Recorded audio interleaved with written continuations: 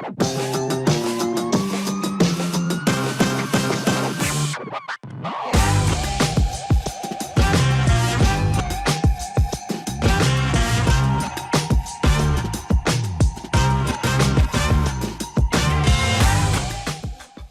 to The Amy Gregory Show, the show where real estate gets a reality check and success doesn't require burnout.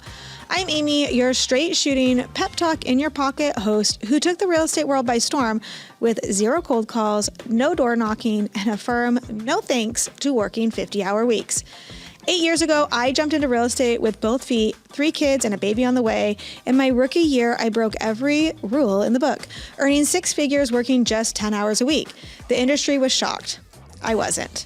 Now, I lead a powerhouse team of over 500 female solo agents nationwide, host retreats, create online courses, and sit proudly in the top 10 of my brokerage with over 85,000 agents.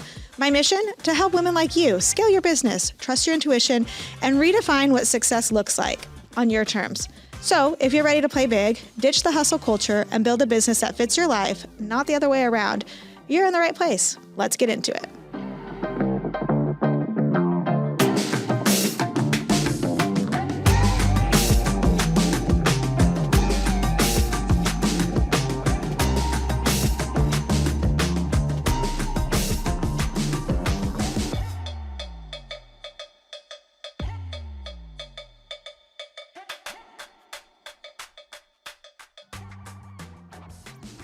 Welcome back to the Amy Gregory Show. I'm super excited today because I have one of my good friends, Kathryn McInturff. Did I say that right? McInturff, it's okay. I do that every time. It happened at our wedding. It's fine. Nuh-uh. Literally. Oh my gosh. Literally. Okay, yeah. Well, Kathryn McInturff, we're so good friends that I can't even pronounce her last name. I love it. Kathryn is one of my powerhouse agents at eXp Realty, and we've been building alongside each other for 2 years now. Almost 2 years now. Yeah.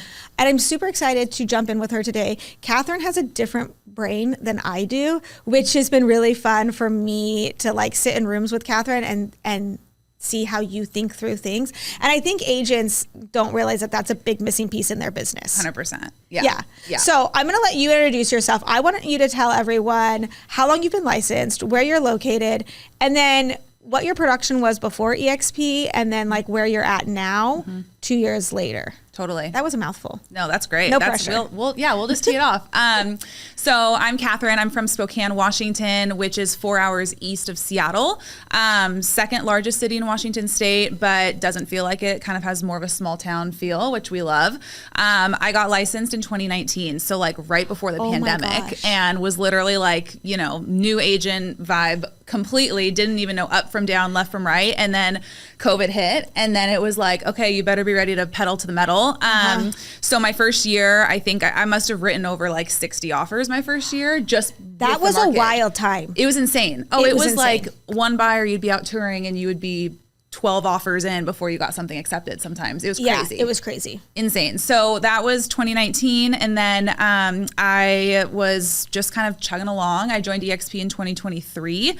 And at that point, my business had kind of plateaued in that like 14 to 15 million range, which is actually a phenomenal business. Sometimes I don't think people like run the numbers on these business. Like doing 14 or 15 million as a solo agent that's code for Kathryn was making a lot of money.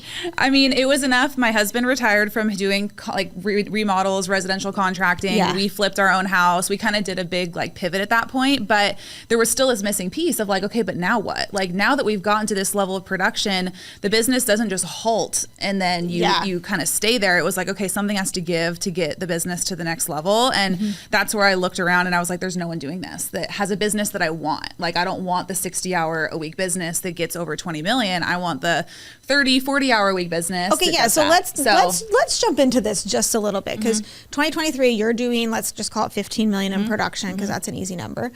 And like, how many hours a week are you working? Oh gosh, at that point, I mean, honestly, 40, 45. Yeah, probably like that feels about right. Over full time, like if you were to clock it on paper for sure. Yeah. And so then you're thinking, okay, now I need to like, and I think the advice, you start to look up where you're like, okay, well, how am I growing this even more? And I think one of the problems inside of real estate is that the advice that you get is, well, in order to sell more houses, you have to be willing to work more hours. 100%. And then it just gets you into this like gridlock of like, but wait, that's not Like you can hustle for a season, but you cannot hustle for forever. No, what it takes to start a business is not the same set of skills that it takes to retain and build and scale a business. And so, I mean, it was just completely different. It was like shifting gears. And then we're at the point where we're like, okay, I'm 28. I want to start a family. We want this business that we've been building to continue to grow. But what does that even look like? You know, because the only people I'm looking at are these like, you know, 50-year-old guys who come into the office at 5 a.m. They don't leave until 6 p.m. and they're missing all of their kids' activities. And I'm like, I don't want to do that. I don't want to do that. Right. No. Well, and it's one of these things where it's like, how many times have you been to like a real estate conference where they're on stage and this is always the story. Oh my gosh, I built this incredible business and blah, blah, blah, blah, blah. And in the meantime, like their whole family burns down. Their wife leaves them. They miss everything. I mean, they're making money hand over fist, right? And theoretically, you're building the business to support the family. And in the meantime, you sacrifice the family for the business. And then they say, okay, I burned it all down. And literally that means they end up burning down the business and the family. Yep. And they start all over again. And then they're like, and now this kills me. Cause I think it was probably about 2021 where I was sitting in a room where I was just like, why are we listening? Like, because agents go through that process every single time. You're like, make it make sense. Yeah, and their measuring stick at the end to be like, this is why you should listen to me is because, and now every day I pick my kids up from school. And I was like, well, I'm already doing that. Yeah. I'm literally already doing that. And yet when I'm in that room, they're like, oh, well, you only work part-time. You're not that serious. And I'm like, well, make that make sense. No, it doesn't. And I think it's as much about the journey to get there as it is the destination. And that's what we realize is because we're like, we've seen this too many times. Like in other industries, we've seen friends in tech, we've seen, you know, entrepreneurship go completely land flat. And you're like, we just don't want to do that. And there has to be another way. Totally. Enter Powerhouse, where I literally was like, finally, I found people who I don't feel like I'm crazy in the same room with. Because it wasn't that like the beliefs that I had changed. It was that I finally was around other people that reinforced them enough for me to take the action to do it. Otherwise, you're like, I believe there's a better way, but I have no idea how to get there. Totally. Well, and I think that's the other thing that agents don't realize. When you get to a certain level of production, the solution isn't just sell more houses. No. Like at some point, you have to get into like the agent business, the investment business. You have to start creating, like you have your day-to-day business and then you have like a legacy business where your legacy business needs to be like going without you. So if it's buying investment properties, great. You're picking some of those up. It's a great tax write-off. Obviously you have your license, you can do that. But also it's this idea of like, you have to get into the agent business somehow and you can do it with a local team. We've both done it with EXP because it works better. I don't know how a local team's, I mean, what do you think happens? I mean, none of us have a crystal ball. We all have our opinions and I can respect a local team's business, but like, is that a business you want to run? I just think you have to ask yourself what your exit strategy is, because the exit strategy with a team is still being in transactions. Even if it's not you, you're the one everyone's calling. You're the one doing the marketing for the team. You're the one paying for the leads. And I think at some point, every agent gets to the point where they're like, I want an exit strategy that actually doesn't include real estate transactions. Wow. Ding, ding, ding. I don't know, but like a lot of agents will not say that out loud. I will say that all day long. I mean, so this year, I mean, we're tracking right now. We'll probably track, who knows how it will play out the remaining like 2.5, 3 quarters of the year. But I mean, right now we're tracking to surpass 30 million. We did 20 million last year. Like, so then that's insane growth. That is insane growth. Because even doing 20 million last year, because 2024, we saw the fewest amount of closed transactions that we've seen in 35 years. So it's like a down market like that you could ever be like. Totally. Does it get more down? Not that we've seen in our lifetime. No, we it's haven't whiplash. we haven't adulted through that, right? So to do 20 million last year and then you're increasing it, what are you doing to increase your transaction business? And how many hours a week are you working now? So this is the crazy part. So literally last year, it was a writing on the wall because the market was so down and we just watched And a down market doesn't mean that prices are down. It means transaction count is down. Yes. Total number of sales, number of business out there, market share is down as a whole. But when down markets happen, it's the best market to gain market share. So and that great. is exactly what happened is we just continued to be consistent. And last year, our market share expanded exponentially. And so when we got about halfway through the year, I started to realize, I'm like, okay, if what happens is what everyone's predicting, 2025 is going to be a rebound year, which I'm already feeling like it is. We have got to get our stuff together because the market share we just ate up over the last 6 to 12 months is going to come back around. Did you just say you ate in 2024? We ate What up. are you, like 15? I like it. I get in trouble if I say things like that, so I just wanted to like point out that she just said she ate 2024. We did. We 100% You're so cool, did. Kathryn. We did. Okay, so you eat up market share 2024, but you're so smart to be like, okay, 2025 then is going to be a rebound year, which is what we saw in 2020 and 2021. 2021 was like the rebound year of all rebound years, and so you did market through that. You were in the market, and so you know. And do you feel like 2025? It's not as crazy as 2021. But it's the market, it's moving. It's different. It is, I mean, this spring is a different spring than 2024, 2023. I mean, 2022, I feel like we're still coming out of the COVID. Like the residual. Yeah, it was kind of like the middle of the ground. But yeah, I mean, I think now we're entering into, hopefully, what's a more sustainable market going forward. We're not in that whiplash back and forth. But I think it's where you're going to see agents who've been consistent with their business really take off because so many folks, for good reason, it was hard. It was a really, really hard 2 years, you know? So, and I don't think people realize that, like when transaction count is as low as it was, and this is one of the things too, I think that I know for Powerhouse for me has been so helpful in this way. I think people think that I am Powerhouse, but Powerhouse is like the collective of all of the agents. It's so cool. Do you know what I'm saying? Like, so I think for me, Powerhouse has been so helpful in saying like in fixing that mindset because, you sometimes don't realize how hard the market is, and then you can get into the room with other agents and they can point out, hey, by the way, 2024 has seen the fewest transaction count, and it kind of resets your mindset of like, oh, actually, I did way better than I thought, because you can get so caught up in I got to send the BINSR, we've got to get the counter offer, when's the inspection, the lockbox, the keys, all the things, right? I think like that's been so good for me to like be able to like have a room to stop and be like, oh, Kathryn, you literally took so much market share. If you grew your business in 2024, you killed it. If you maintained it in 2024, you killed it. You were ahead of the curve. I know. That was such an interesting conversation with agents who I was coaching last year because so many folks set out these great big goals, which I'm all for. But when you look at a market like that, you're like, actually, you just not receding in your business is a growth. huge win. Is growth because you're surpassing the market. You're surpassing the market. Yeah. 100%. Okay, so let's go back to like baby Kathryn agent. What do you wish you would have known before you started? Oh my gosh, that's like such a loaded question. That's such a good question. I think so. Sometimes I think I wish I would have known nothing because maybe I wouldn't have started.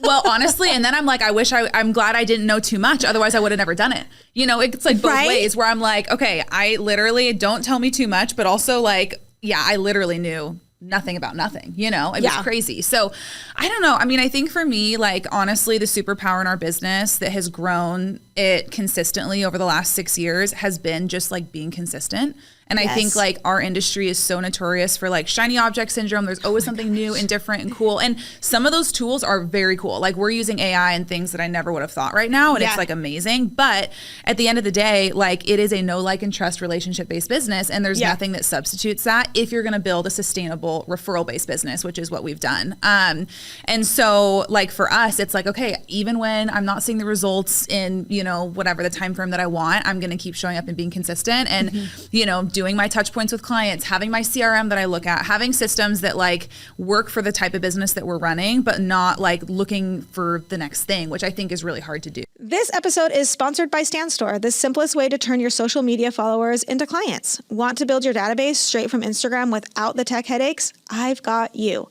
Click the link in the show notes to download my website template for realtors, designed to help you capture leads and grow your business with ease. Because your social media should be more than just likes. It should be your lead generating machine.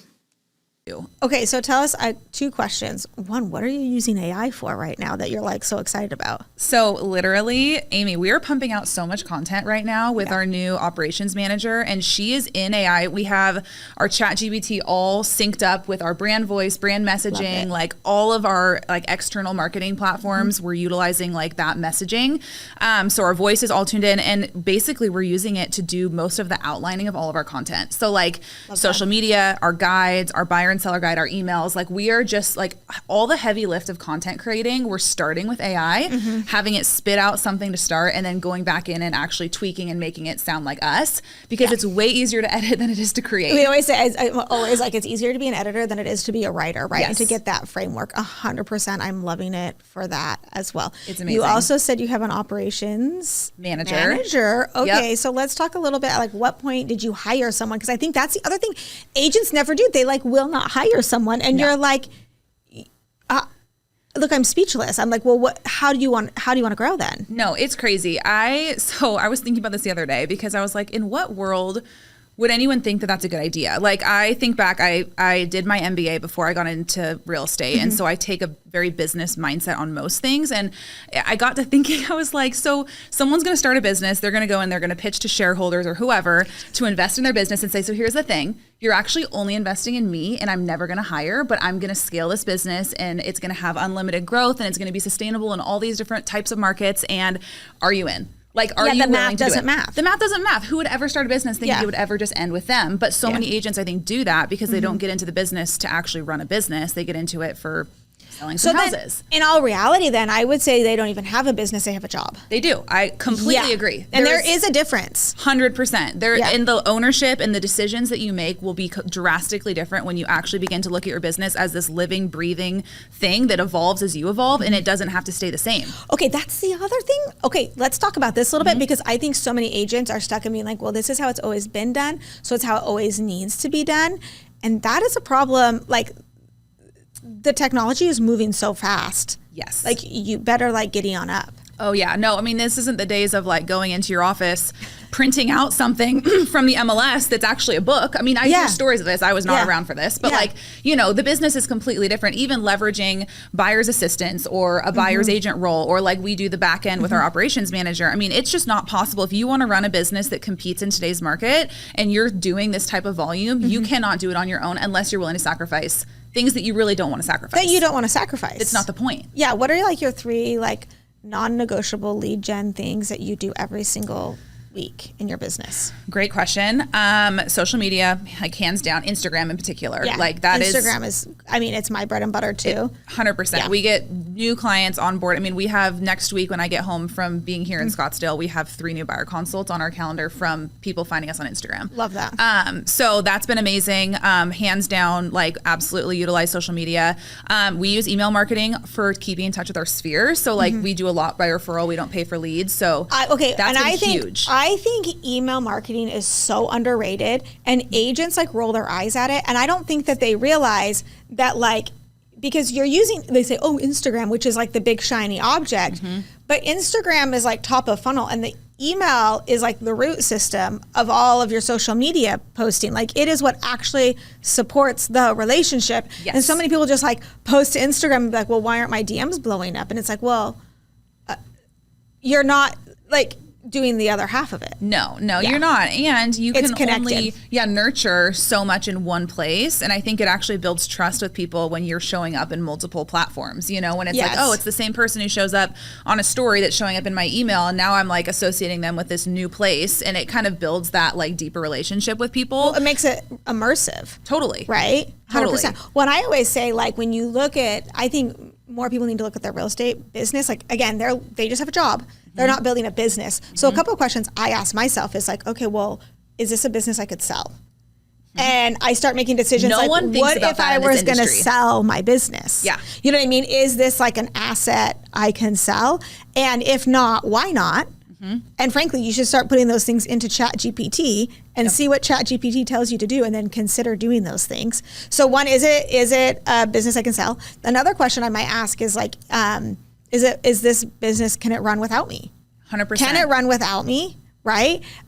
Is an interesting question. So like, can your business run without you? And like, do you have, again, it's like goes back to having multiple revenue streams in your business as well. Totally. And I think so many people, like, you know, going back to even the exit strategy, they don't think about their business outside of them ever. And so the thought of like, how do I make money when I don't want to be the one showing houses all the time or having to write offers on vacation or whatever, you know, the thought never even gets there. Not because people don't want that, but because that's just not what the industry is trained for so long. Like the thought of you being able to have a successful business for without like you. Female solo.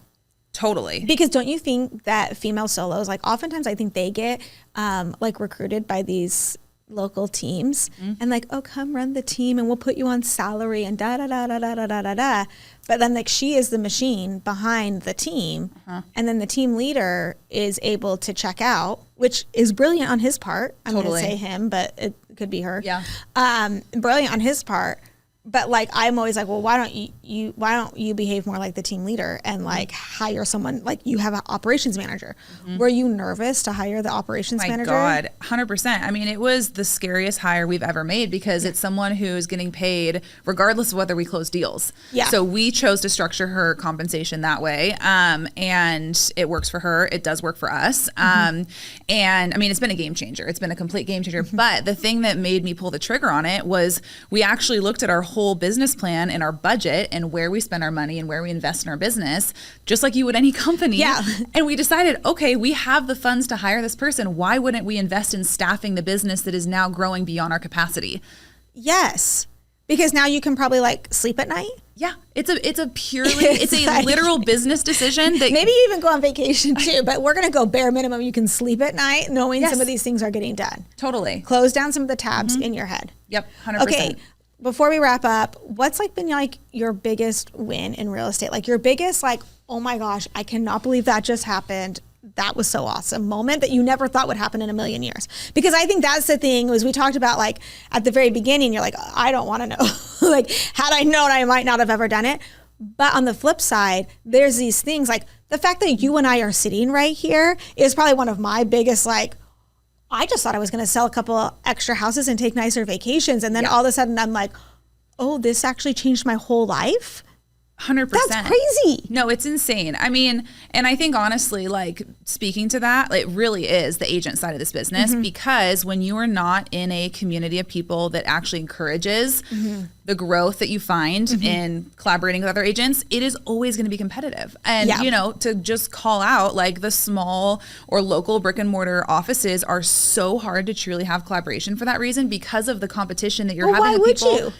You have no reason to, you're not being compensated to, and those are your direct competition.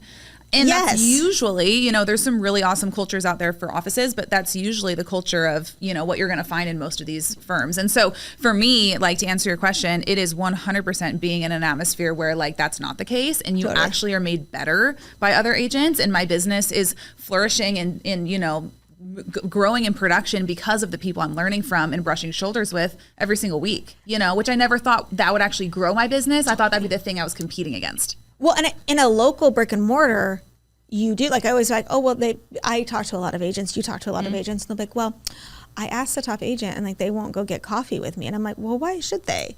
Like 100%. Literally like what, tell me why that makes sense for them. Like, so they can tell you how to compete with them on listings in your backyard or like, I'm sorry, I'm going to go home and eat dinner with my family. Like, I don't owe you anything. No. And I think for you and I both, like we built our businesses, like no one owes me anything. I got like, you have this really, I think this is one of the greatest things that come with real estate is you get a really strong figure it out muscle. And what I think has been so fun inside of Powerhouse, because Powerhouse is literally the surprise of my life. I'm not like mine too. Right, I mean, like it is the surprise of my life. But what's so great is that like your figure it out muscle is different than my figure it out muscle, and I'm way more like big picture, like visionary, and you are so much more like dialed into systems and like figuring out like the fine tuning all of the details. And so to sit at a table together, I'm like, oh my gosh, this is insane, right? And we're in different markets, so it's so easy to collaborate. And it's like, well, here, like. There's no reason not to share. Here's this, right? Because when you win, I win. And when we all win, we all win. Like, and that's the other thing that has been like so fun. So, okay, last question. What are you looking forward to the most? Like you had a baby last year, your business is still growing, all those things that you thought were not possible are turning out to be possible. So what's like your next thing that you're like, I don't know if this is possible, but it would be cool if? Gosh, I know it's such a good question, like the big scary what if. I mean, I think for me, it is continuing to grow the coaching part of my business because it is so life-giving. And I mean, I feel like we've grown our transaction business into this like really beautiful business that I'm so proud of. And like, I mean, I will tell clients like, you are not going to get a better experience with someone else. Like I know that. Like I know our business is so dialed and like the client experience we deliver is so great. So helping that be something other agents can create for themselves and then own and share with their clients. Like that's what makes me so excited. And I just think like the coaching space now is like, it's not saturated. I don't think. I think it's just like there's so much opportunity to like really equip people with like tools they can immediately implement and not like big ideas, which are great, but like really getting into the weeds with them. And that's really what I focus on in coaching. And so seeing wins from those agents actually implementing things and like the success that they're having has been like the most fun thing, honestly. Well, and it goes back to what we talked about at the beginning where it's like, the idea for so long was just close more transactions. And in reality, you are influencing more transactions than you could have ever imagined because you're instead of just working with more clients, now you're teaching agents all over the country how to deploy your systems, which means you are actually influencing like at an exponential level, like more transactions. And I think that has been like the surprise of my life. Surprise of your life, it sounds like as well. Changing the industry, which doesn't even, I mean, it feels like a drop in the bucket, but it does. I mean, it truly does. It does. It starts to change the industry. And we're going to see that more and more with social media and all of these things evolving and growing as people's platforms grow. Kathryn, thank you so much for being here. We will put all of her contact information down in the show notes. So if you want to go and follow her and reach out, you should follow her 100%. I learned so much from Kathryn. I'm so grateful for you being here. Thank you so much for tuning in to the Amy Gregory Show, and we'll see you next week. Thanks for having me. Thanks for tuning in to the Amy Gregory Show. If today's episode gave you that I needed this feeling, go ahead and hit subscribe so you never miss a pep talk when you need it most. And hey, if you're ready to scale your business without the burnout, I've got you. Head over to @AmyGregory on Instagram to connect, grab free resources, or join my community of powerhouse women who are redefining real estate success. Until next time, trust your gut, take up space, and remember, you're just one bold move away from your next breakthrough.